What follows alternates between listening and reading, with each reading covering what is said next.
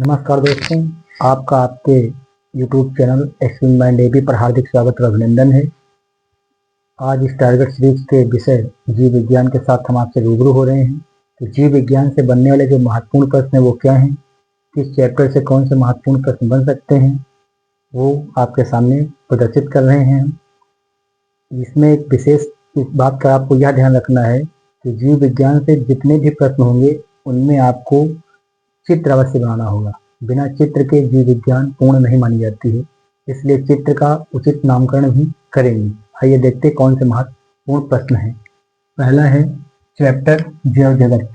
जैव जगत से जो बनने वाले प्रश्न है उसमें पहला प्रश्न है कि जैव प्रक्रम से आप क्या समझते हैं। दूसरा है पोषण क्या है, यानी कि पोषण स्तर क्या होते हैं। तो पोषण किस प्रकार से होता है, उसमें स्वपोषी और विषमपोषी पोषण की व्याख्या कीजिए। एक अच्छा सा इसमें ग्राफ बनाएंगे, उसको दर्शाएंगे।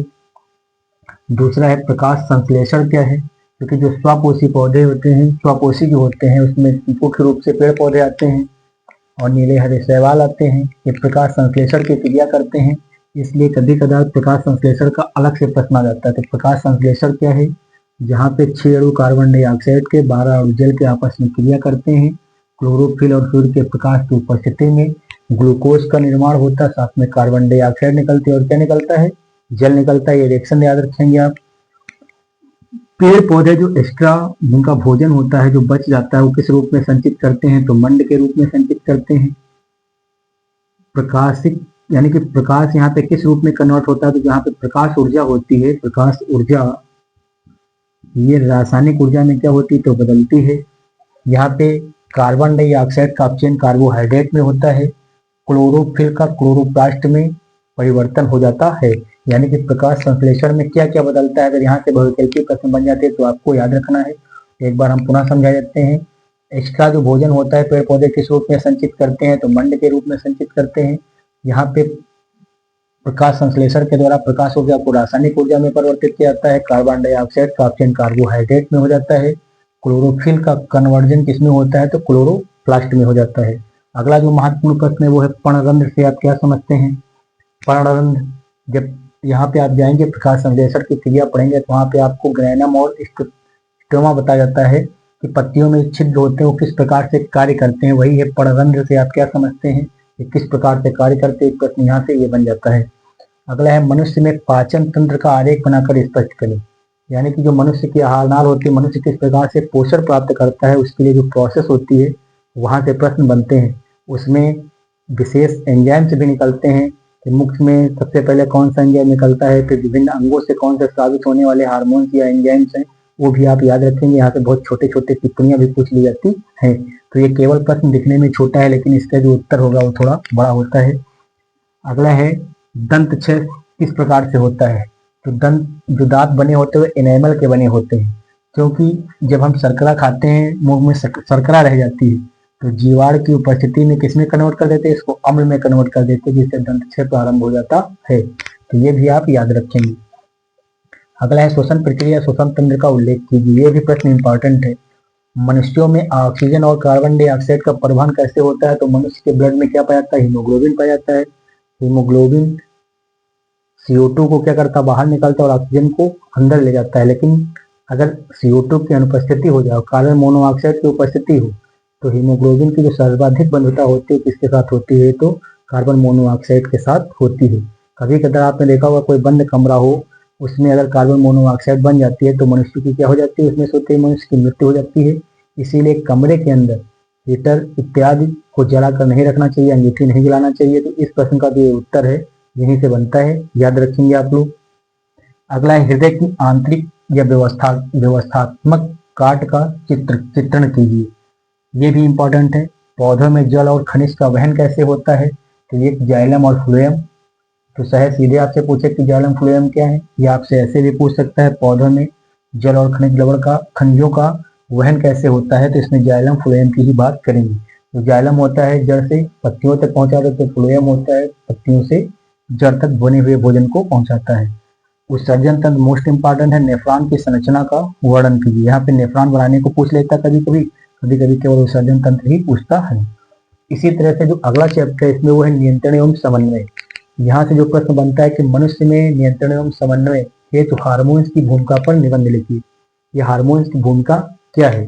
तो यहाँ से अगर आप देखेंगे तो विभिन्न हार्मोन्सों का क्या प्रभाव पड़ता है मनुष्य पर, उनका वर्णन यहाँ पर करेंगे। अगला है प्रतिवर्ती क्रिया में मस्तिष्क की भूमिका। एक ये प्रश्न बन जाता है। दूसरा प्रश्न ही बन जाता है मस्तिष्क से आप क्या समझते हैं? मस्तिष्क के विभिन्न भागों का वर्णन कीजिए। तो खासकर इसमें पश्च मस्तिष्क पे भी टिप्पणी आ जाती है, तो याद रखेंगे पश्च मस्तिष्क इंपॉर्टेंट है। और मस्तिष्क की क्या भूमिका है, ये प्रश्न भी इंपॉर्टेंट है। और मस्तिष्क क्या है, किस प्रकार कार्य करता है, इसको भी देख लेंगे। जिस प्रकार से प्रश्न होगा उस प्रकार से इसका उत्तर लिखेंगे।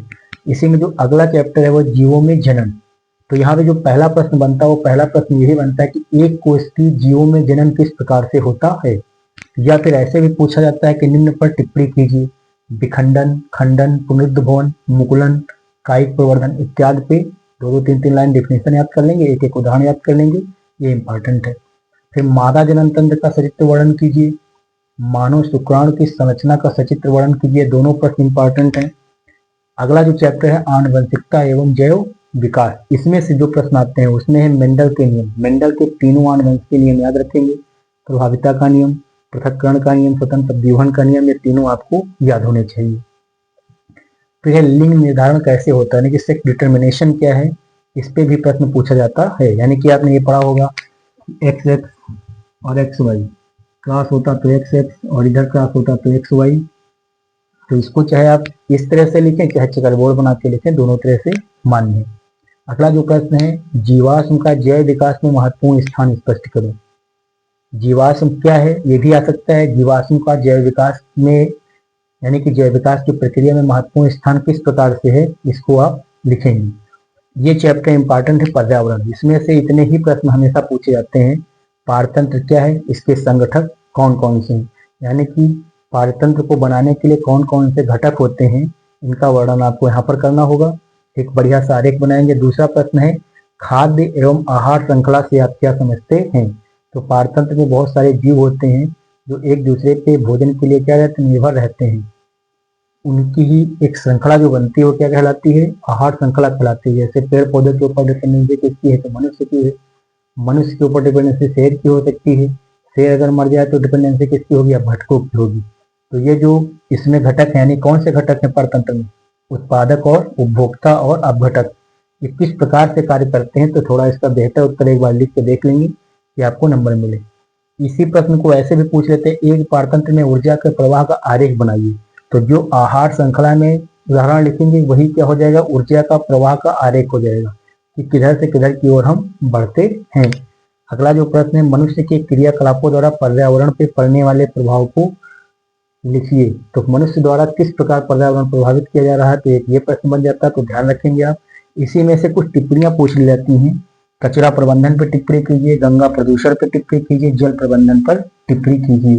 तो ये जो सामयिक मुद्दे चल रहे होते हैं, तो कभी कभार इन्वायरमेंट के प्रश्न यहीं से बन जाते हैं। तो ध्यान रखेंगे आप लोग, कचरा प्रबंधन, गंगा प्रदूषण और जल प्रबंधन किस प्रकार से होता है। तो ये कुछ जितने भी हमारे महत्वपूर्ण प्रश्न थे बायोलॉजी से बनने वाले, वो मैंने आपके सामने रख दिए हैं। आप इन पे अपना एक नोट्स तैयार कर लेंगे जो परीक्षा तक रिवीजन करने में आसानी रहे और बेहतर तरीके से उत्तर लिख पाएं। फिगर इत्यादि की प्रैक्टिस कर लेंगे। यदि आपको कहीं किसी प्रश्न में दिक्कत होगी तो कमेंट के माध्यम से बताएंगे, हम उसको डिस्कशन अवश्य करेंगे। जय हिंद, जय भारत, जय हिंद।